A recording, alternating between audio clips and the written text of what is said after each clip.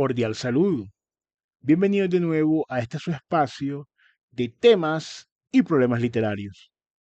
Yo soy Sundiata Keita, escritor, actualmente representante por el subsector de escritores independientes en el Consejo de Literatura del Distrito de Medellín, así como miembro fundador del colectivo artístico Epísteme Colombia. ¿Se han preguntado en alguna ocasión cuál es la importancia de la argumentación y de sus procesos, de conocer sus reglas, sus formas, los razonamientos válidos y los que no, dentro del mundo de la literatura para el escritor? ¿No les ha quedado la impresión muchas veces al asistir, ya sea de manera presencial o observar un debate en YouTube sobre materias de literatura y en general sobre otras materias, que los integrantes del debate divagan, que no aportan, que no se ve nuestro conocimiento enriquecido? ¿Por qué creen que esto sucede?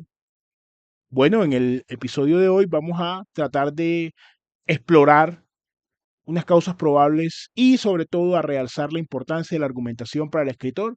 Vamos a hacerlo de una manera introductoria porque es un tema de un gran desarrollo, pero debemos irnos a algo inmediato y que no por ello es menos fundamental.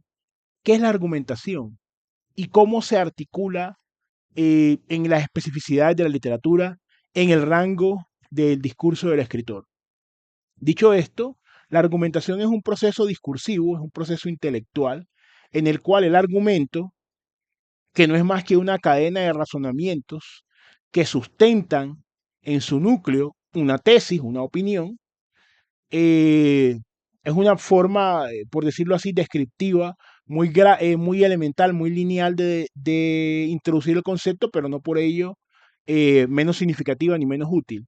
Entonces tenemos que efectivamente hay unas opiniones, unas tesis en las cuales nosotros podemos coincidir o disentir, por ejemplo, frente a la diferencia entre poesía y prosa, por ejemplo, si se planteara una argumentación, ¿cómo podría entonces sustentarse? Evidentemente, nosotros podemos tener una tesis, una opinión, una consideración respecto de lo que es la poesía y de lo que es la prosa, pero eso no es suficiente. Y ahí hay un primer gran punto de reflexión en cuanto a la inmediatez y en cuanto a lo que hemos visto. Muchas personas toman enunciados de sus creencias, enunciados de sus sentires, inclusive de sus saberes, pero no los blindan, no los articulan con una cadena de razonamientos. Esa cadena de razonamientos puede contener opiniones de autoridad, puede contener análisis de la materia. Decir, por ejemplo, que la prosa pertenece o se adhiere más a un orden lógico-sintáctico y que el verso rompe con ese orden, ahí se está dando ya un argumento que puede ser refutado, evidentemente. Pero el expresar eso, el manifestar eso, ya me está dando a mí a entender que esa persona parte de una consideración esquemática, estructural de lo que es la prosa y trata de diferenciarla del verso. Y si esa persona adelanta su argumentación con textos en prosa y en verso, podría demostrar por lo menos el punto del orden, digamos, que se subvierte mucho en la poesía, y tenemos entonces un argumento que podemos o no disentir. Ahora, otro punto importante y que lo que nos lleva al ejercicio de la argumentación en tanto y en cuanto a nosotros como escritores o al escritor que estemos viendo. Hemos hablado acá previamente en el programa de una de las dimensiones del escritor, que es la dimensión académica, la dimensión intelectual, que implica poder generar un discurso sobre la literatura y asimismo, además de eso, la literatura en general, tener un discurso particular sobre su propia literatura, ¿cierto?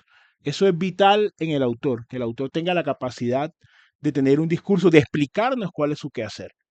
Esto hasta cierto punto, por supuesto, hablando de la libertad creativa, él puede desarrollar un mundo interior, él puede hablarnos o puede exponernos respecto de sus propósitos, eh, por decirlo así, expositivos o exponernos también cuál es su visión poética del mundo, pero llega un momento donde ineludiblemente va a tener que entrar en un terreno común con los escritores y con los lectores, donde, por ejemplo, siguiendo con el ejemplo precedente, diferencia entre poesía y prosa, por ejemplo, y él al emitir un juicio, nosotros podemos saber qué capacidad tiene para hacer un análisis y para comprender de lo que está hablando. Comprende de lo que está hablando.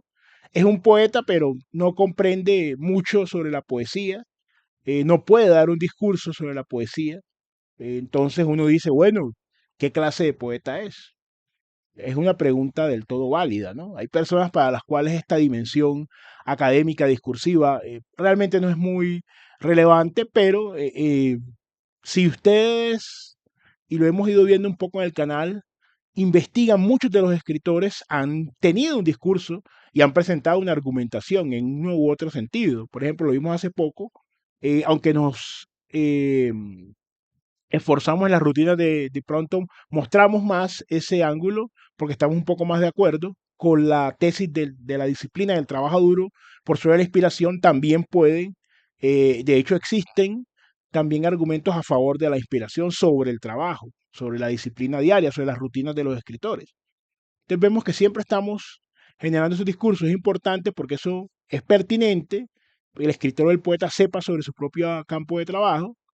eh, También aporta claridad a ese pensamiento que él tiene y que debe además corresponder con la visión que tiene en sus obras, y le da profundidad también. Va generando autoridad en ese escritor. Entonces, teniendo claro la existencia de esa competencia académica o esa dimensión, más bien, para no ser tan formalista, esa dimensión académica del escritor, discursiva, ¿no? Donde él va a entrar a hablar no solamente de su propia literatura, sino que como tocan con ciertos tópicos, también va a hablar de la literatura en general, cuál es su visión. Debemos entender también cómo manejar entonces la divergencia y la crítica, ¿cierto? Porque hay una crítica cuando usted, una de las grandes cosas que uno debe hacer y por las cuales uno debe esforzarse a nivel por honestidad intelectual y a un nivel también artístico, tiene que ver con ir estudiando diferentes textos sobre la argumentación.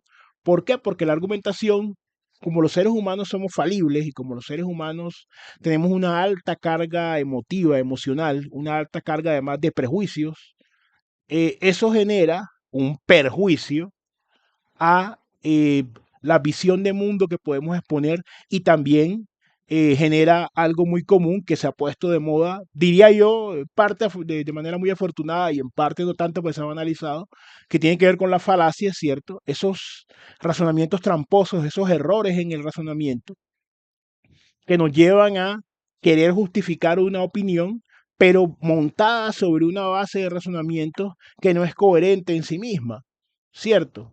Que es que inclusive tiene la intención de engañar al otro y de engañarnos a nosotros mismos en primer lugar. Entonces, cuando se conocen o por lo menos se estudian las reglas de la argumentación, no solamente evitamos en caer en las falacias ajenas, sino más importante, evitar caer en nuestras propias falacias.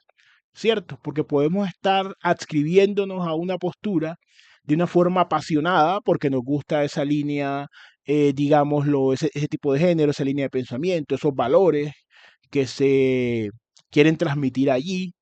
Estamos de acuerdo con esos autores, pero no necesariamente eso, ello implica que sean el mejor argumento. Ahora, otra cosa, frente al tema de la crítica y frente al tema de la divergencia. El argumento tiene que ver mucho con el auditorio frente al cual usted lo expone. Un mismo argumento, ¿cierto? Unos mismos razonamientos alrededor de una tesis central puede ser recibido o no en determinado público, ¿cierto? En determinado auditorio. Si usted, correcto, si usted por lo menos expone una tesis muy rígida, ¿cierto? De la, digamos, frente a la versificación en el poema, la métrica regular, y usted la expone frente a un auditorio, frente a un público versolibrista, evidentemente esos argumentos no van a surtir el mismo efecto a que si lo hace frente a un público más inclinado a su opinión o frente a un público que no tiene realmente mayor conocimiento de lo que se está hablando, puede ser o no persuadido por ello. Entonces, entender también que la argumentación va en función a los auditorios. Hoy en día los auditorios pueden ser sincrónicos, por ejemplo, en una conferencia o en un live, digamos, en YouTube o en otra red social, pero muchos no son sincrónicos, son diacrónicos. Usted dejó un video, dejó un comentario y a los 4 o los 5 días le respondió otra persona. Y son múltiples, o sea, las redes sociales han brindado una posibilidad de imbricación, de hilar diferentes argumentos en tiempo y espacio, diferentes argumentos, diferentes refutaciones, y hay que cribar, hay que colar lo que es realmente un argumento, así uno esté o no de acuerdo, lo que es realmente un argumento que está construido de una forma coherente, con una coherencia interna, con una lógica interna, como también se suele decir, de sencillas expresiones o de sencillos enunciados que lamentablemente pululan. A mí me gusta X autor, ¿por qué? Porque sí, o me gusta X autor porque su ideología política se parece a la mía, etcétera, etcétera, o no me gusta porque es diferente de la mía, ¿cierto? Recordemos que los humanos estamos permeados por el prejuicio.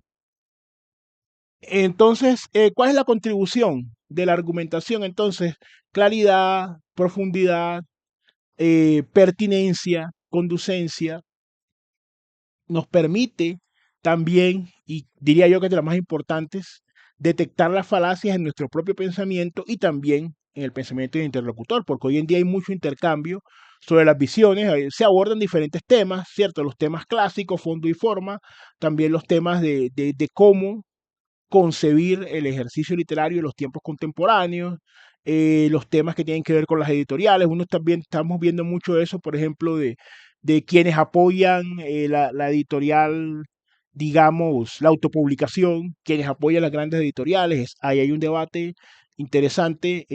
Quienes apoyan, por ejemplo, por hablar de otro tema, los retos de lectura, lea 100 libros en un año, quienes dicen que eso, pues, realmente no refleja correcto, una claridad y no refleja sobre todo un gran interés y que inclusive que un gran interés para el lector, ¿por qué? Que no lo refleja porque puede el lector, según esta tesis, pasar por encima de esos libros, ¿cierto? Convertirlo en una carrera, ¿cierto? De 100 metros planos y que para otros la literatura es un maratón y que leerse 100 libros al año puede que, muchos dicen, bueno, ¿qué calidad de libros hay ahí? Es que eso es cuestionable.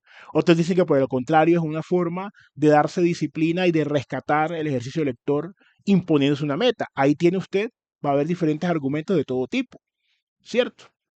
Correcto, entonces es importante tener en cuenta que la argumentación no es ornamental, que hay gente que no le interesa la argumentación, por supuesto, inclusive gente que sabe, tiene un conocimiento que resistirá una prueba académica y una prueba social, pero lamentablemente están tan pagados de sí mismos que no quieren entrar en un... Es decir, eso es válido hasta cierto punto, pero evidentemente si usted, por ejemplo, lanza un argumento y tiene un canal y deja la caja de comentarios abierta, pues la gente le puede comentar. Ahora, quien lo hace y la deja cerrada, puede vivir en un monólogo y eso también es válido y respetable porque no todo ejercicio argumentativo es necesario. Siempre entrar de alguna forma a confrontar estos razonamientos que hemos hecho. Pero bueno, lo más importante, como siempre, decirle a ustedes que por favor comenten, también se suscriban al canal, compartan el contenido y no siendo más, nos veremos en un siguiente episodio.